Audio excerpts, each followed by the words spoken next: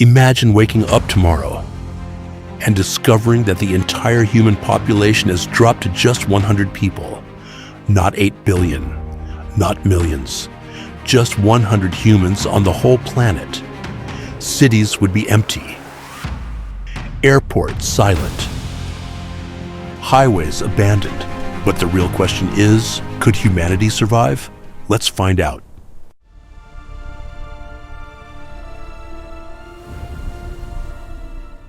Within a few days, power stations would stop working and city lights would slowly disappear.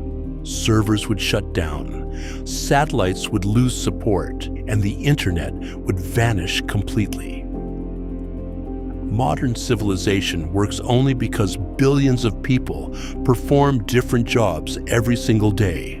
But with only 100 humans left, that entire system would collapse almost immediately. Surprisingly, the biggest danger for humans would not be food or shelter. Instead, the greatest threat would come from something hidden deep inside our DNA.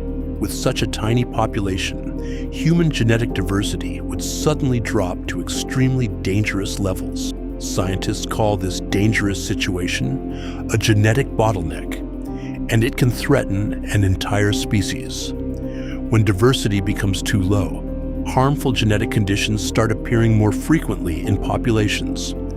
Diseases spread faster, immune systems weaken, and survival becomes much harder for future generations.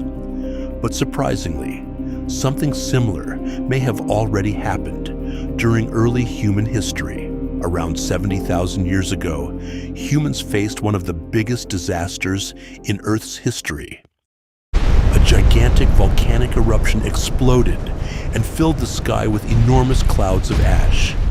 Sunlight was blocked, temperatures dropped, and Earth's climate suddenly became extremely hostile. Many scientists believe the human population dropped to only a few thousand survivors. Yet somehow, those small groups of humans managed to survive and rebuild humanity.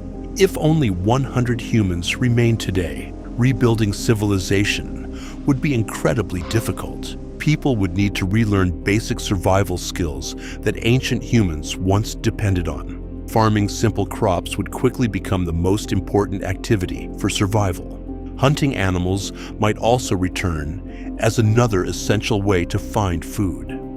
Meanwhile, the massive cities humans built would slowly begin to crumble and decay. Wild animals would begin wandering freely through streets that were once crowded with people. Trees and plants would start growing through roads, buildings, and abandoned neighborhoods. Without pollution from factories and vehicles, rivers would slowly become cleaner and clearer. Oceans might begin recovering as fish populations grow without heavy human fishing. In many ways, the Earth itself would slowly begin healing from centuries of human impact. But there is one thing that could dramatically increase humanity's chances of survival: the knowledge stored in books, libraries, research labs, and digital archives. If survivors protect that knowledge, future generations could rebuild science and technology much faster. Machines, medicine, and engineering knowledge could slowly return over several generations. Meanwhile, the human population would begin growing again through new families and children. Generation after generation, the number of humans would slowly increase across the planet. 100 survivors could eventually become 1,000 people living in small communities. And after many centuries, those communities might grow into towns and cities again.